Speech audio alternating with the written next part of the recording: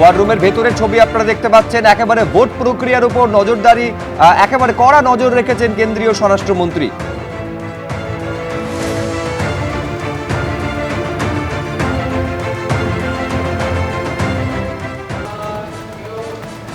প্রথম দফার ভোট গ্রহণ চলছে, তারই মধ্যে শিলিগুড়িতে বুথে ভোটার গিয়ে হতবাক। ভোট দেওয়ার আগেই তার ভোট হয়ে গিয়েছে। ভোটার তিনি হতবাক। আর এই খবর পাওয়ার পরে তৃণমূল প্রার্থী গৌতম দেব বুথে ছুটে আসেন। अपना नाम है? राकेश साहनी। राकेश साहनी। अच्छा, आपका बूथ क्या है? 49 नंबर। क्या हुआ था? मेरा हुआ था क्या हम गए थे भीतर में तो बोला कि तुम्हारा वोट हो गया है, तो हम हाथर दिखाए तो नहीं हुआ था। वो बोला कि हो गया तुम जाओ 4 बजे आओ। हम तो ये वोट ही नहीं दिए, तो कैसे होगा ये? तो क्या करेंगे आप? हम तो वोट देना चाहते हैं। मेरा वोट वेस्ट नहीं होना चाहिए ना। अभी तो बहुत वोट का दरकार है, ताकि हम लोग सरकार लेकर आना है ना यहाँ पर, तो दरकार बहुत ही, एक वोट जाने से बहुत मिस होगा। আমি নিয়ে যাচ্ছি এখন। আমি এখানে যেহেতু আছি 49 বুথ, ছেলেটি এত কনসিয়াস ভোটার, ও বলছে যে একটা ভোট একটা সরকার গঠনের ক্ষেত্রে গুরুত্বপূর্ণ ভূমিকা, আমি ভোট দিতে চাই। জেনারেল ভোটার, সাধারণ মানুষ, তার এত সতর্কতা, মানে যুদ্ধকালীন ব্যবস্থা করে রেখেছে ইলেকশন কমিশনে। আমি দেখলাম 46 নম্বর ওয়ার্ডে সেন্ট্রাল ফোর্স পুলিশকে পর্যন্ত বার করে দিয়েছে, রাজ্য সরকারের পুলিশ অফিসার।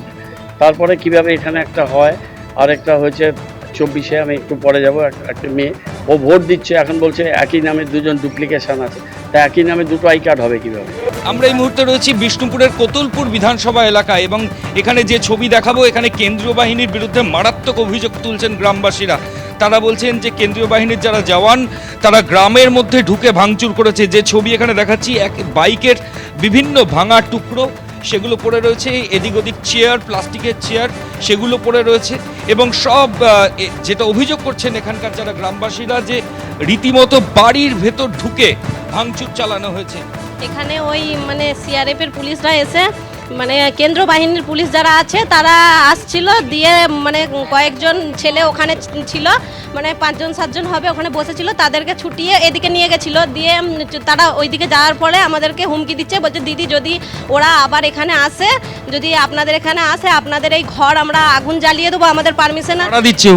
মানে ওই জঙ্গি পুলিশরা বলছে আমাদের পারমিশন আছে, আমরা মানে আপনাদের বাড়ি আগুন জ্বালিয়ে দেবো, এবং এই বাইক তো ভেঙেছি, মানে ভাঙার পরেও এই হুমকিটা দিচ্ছে যে বাইক তো ভেঙেইছি, আবার এই বাইককেও জ্বালিয়ে দিতে পারি, আপনাদেরকে বাড়ি থেকে টেনে আমরা মানে অ্যারেস্ট করতে পারি। বাড়ির ভেতর ঢুকে গেল, কেন্দ্রীয় বাড়ির ভেতর ঢুকে গেল হুমকিয়ে দিয়ে, আবার ফায়ার করার হুমকি দিচ্ছে, বলছে এই যে গুলি দেখছেন, এই গুলি দিয়ে আপনাদেরকে আমরা ফায়ার করতে পারি। আপনারা কোন দলের?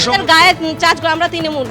তা আপনারা বললেন না যে আপনারা আপনাদের ভোটাধিকার প্রয়োগ করবেন, কেন এই পরিস্থিতি হচ্ছে?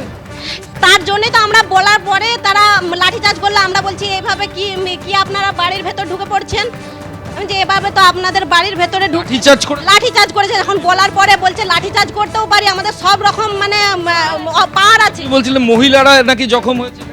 মহিলা জখম বলতে আমার মেয়ে প্রেগনেন্ট, আমার মেয়েকে এখানে তো ভাঙচুর করলো, মোটরসাইকেলগুলো ছুটে আমার মেয়ের কাছেও চলে গেছে। আমার মেয়ে প্রচুর নার্ভাস হয়ে গেছে, নার্ভাস হয়ে বসে গেছে, কিছু বলতে পারেনি। যমুনা গ্রামে আমরা রয়েছি, কোতুলপুর বিধানসভার। এখানে মহিলারা রয়েছেন, তারা যেটা অভিযোগ করছেন যে এখানে ভোট গ্রহণ প্রক্রিয়া চলছিল, এবং এই ভোট গ্রহণের মাঝেই কেন্দ্রীয় বাহিনীর যারা জওয়ান তারা আসেন এবং এসে এলোপাথারি ভাঙচুর করেন, এমনটাই অভিযোগ। একের পর এক বাইকের টুকরো সেগুলো পড়ে রয়েছে। আমার সামনে একটু আগে আমি একটা ছবি দেখালাম, আর একটা বাইক আমি এদিকে এলো, এক্ষুনি দেখাবো অতনু কুণ্ডু আমাদের ক্যামেরা পার্সনকে, যে এই বাইকের ওপরের পোর্শন সেটা সম্পূর্ণভাবে ভেঙে দেওয়া হয়েছে। পুরো ঘটনায় তৃণমূল কংগ্রেসের এখানকার যে প্রার্থী, তাকে গ্রামবাসীরা জানিয়েছেন প্রার্থী এসেছিলেন দেখা করতে, কিন্তু ভোটের দিন বাড়ির মধ্যে এই ধরনের গণ্ডগোল, ঝামেলা, অশান্তি, ভাঙচুরের ঘটনায় স্বাভাবিকভাবেই গোটা এলাকায় কিন্তু একটা চাঞ্চল্য ছড়িয়েছে। ক্যামেরা অতনু কুণ্ডুর সঙ্গে ময়ূক ঠাকুর চক্রবর্তী, এবিপি আনন্দ, কোতুলপুর। এবিপি আনন্দ, এগিয়ে থাকে, এগিয়ে রাখে।